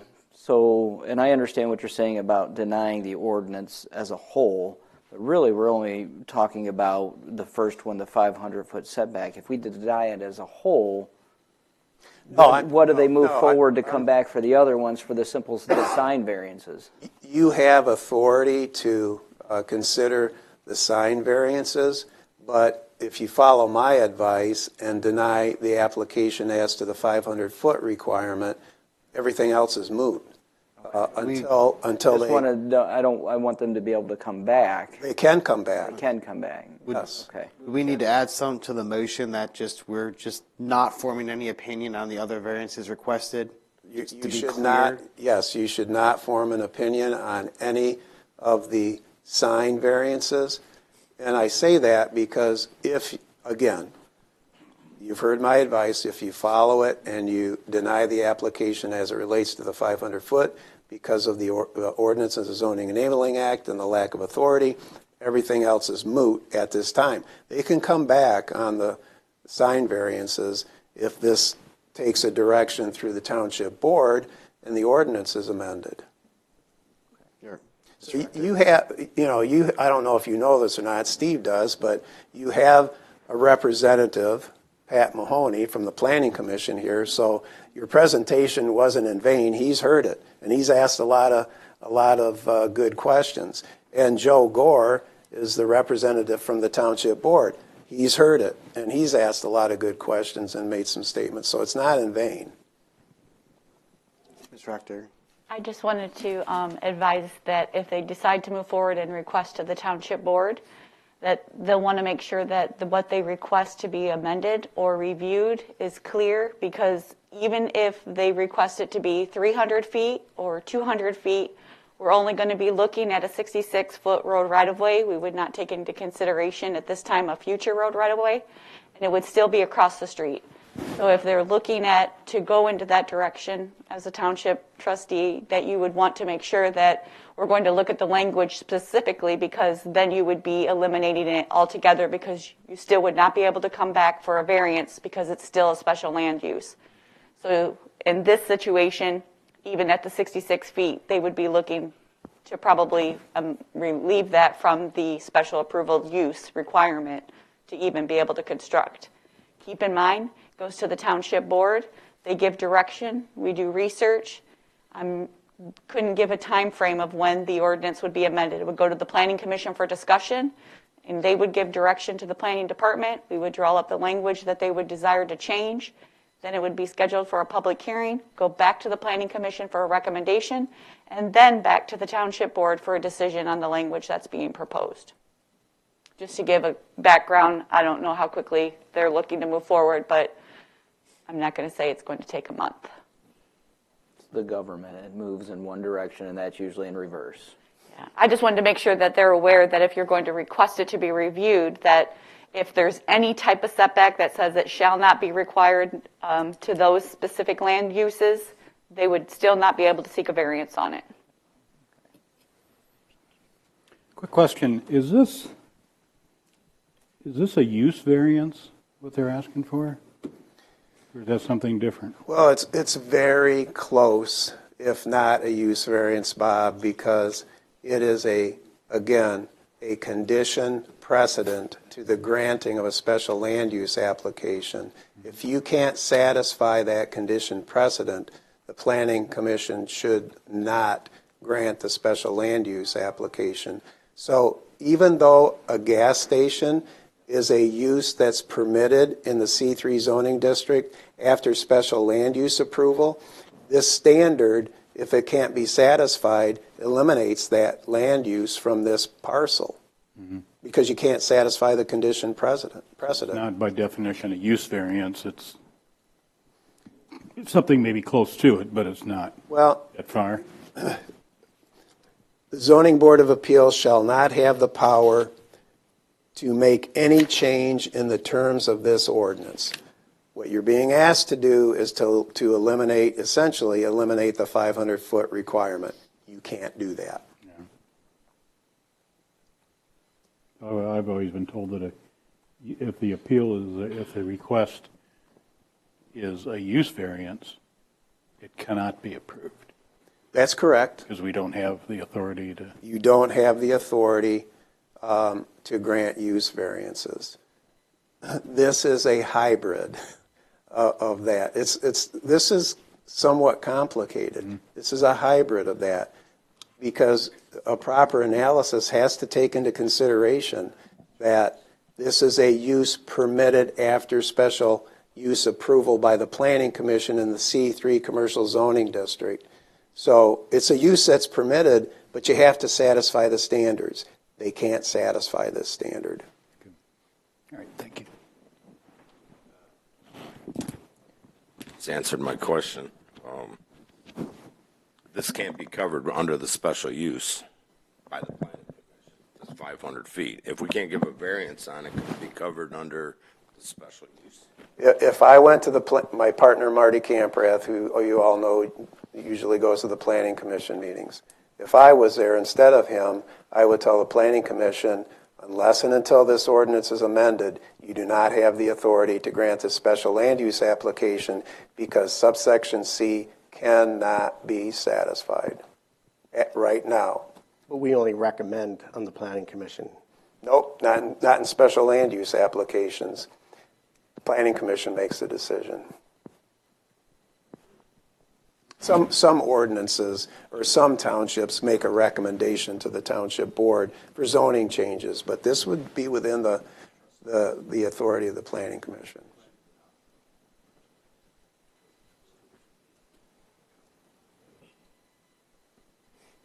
That's a tough one. Well, I mean, there's four of them that were fairly easy. I mean, could be potentially. It's the first one. Yeah, it's the tough one. I mean, and it's not tough because of the ordinance, and I'm ready to make a motion, I think.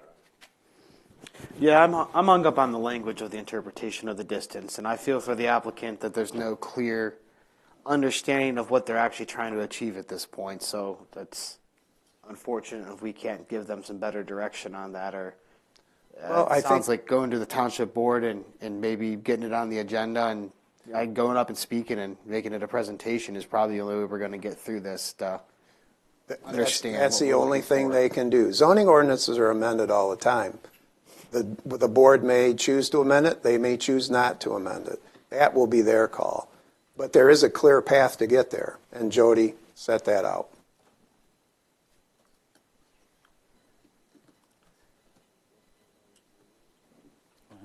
What's that?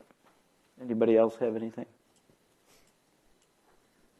All right. I'm ready to move to a motion. I think, as we talked before, I want to make sure we don't preclude any future other variances from being not possible because of what we say. I'll definitely accept some friendly amendments, and Phil, you might have to help me on this, but I'm going to take a stab at it. So I'm going to move that we deny the request as it's presented as to the 500-foot setback. Don't call it a setback. I'm sorry, a 500-foot variance for a proposed development of a gas station, because we do not have the authority to go against the ordinance or vary the terms of the zoning ordinance, and take no opinion on the remaining variance requests. I mean, is that close enough? Yeah, but the other variance requests are rendered moot. If the ordinance is amended, they can come back anytime on those sign variances. They're not precluded from doing that. Or any other variances that may be needed. Any other variance with which this board is vested with authority to decide. Anybody? Any other amendments or additions to that we'd like to discuss? If not, we'd be looking for support to bring it to a vote. Keep in mind, you can support and vote either way still. So now we got a little room for discussion after it's been presented and supported. Yes. Yes.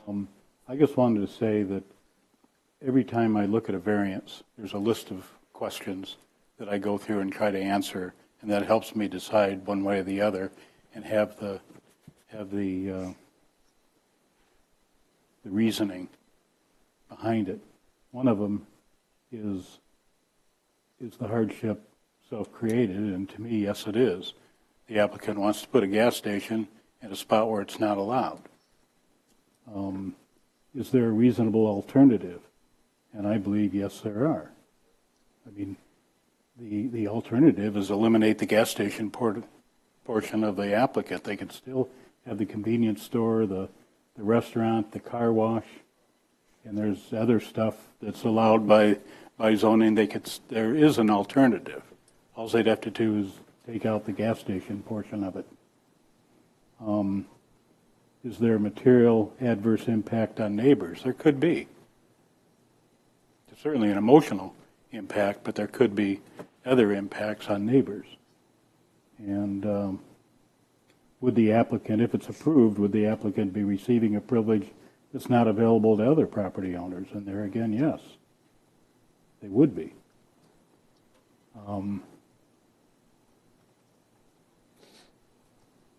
So I certainly support the idea of not approving this variance request.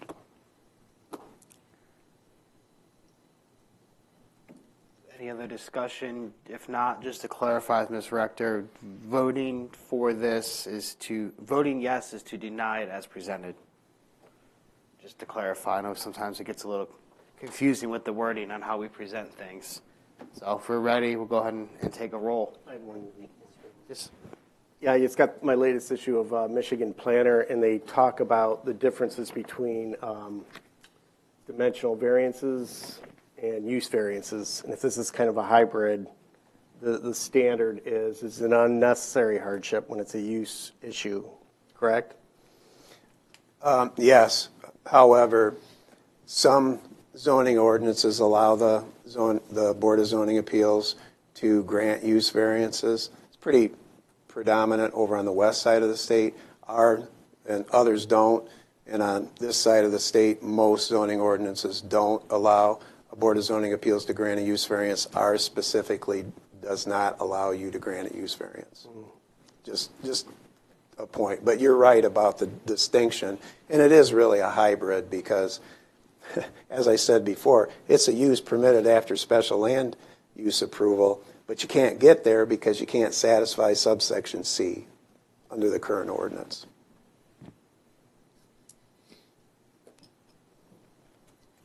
Any further discussion before we go to vote? Ms. Rector? Mr. Gore? Aye. Mr. Bassinger? Aye. Mr. Potter?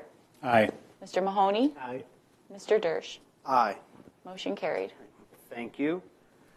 We'll go ahead and move down to public comment. If there's anyone else in the audience that would like to come up and state your name and address for the record and give any additional comments. All right, seeing none, we'll go ahead and move down to board and staff comments, starting at my far right. Just a reminder that the February 5th meeting has been canceled, and the next meeting is scheduled for March 4th and a deadline of February 12th. Thank you all for the good discussion, and have a good evening. I think I've talked enough for one night. I have nothing. Are they always challenging? No, we started off. Is it me? I have no comments. I just, again, welcome both to Pat and Mike. This, like I said before, this is a great board. We have great discussion. There's no animosity between anybody. If somebody votes against one or other, hey, it is what it is. I mean, I really enjoy being on this board. Everybody have a good evening.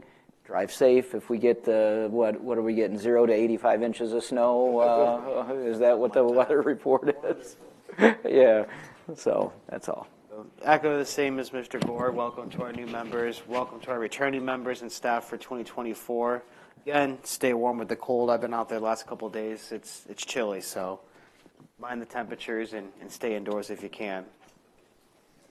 Thank you, everyone, for your comments and help this evening. Been a good meeting. I have nothing tonight. I have no alliance. Looking for a motion to go ahead and adjourn tonight's meeting. So moved. So looking for support. Support. All right. All in favor of adjourning the meeting? Aye. Aye. Motion carried. Thank you.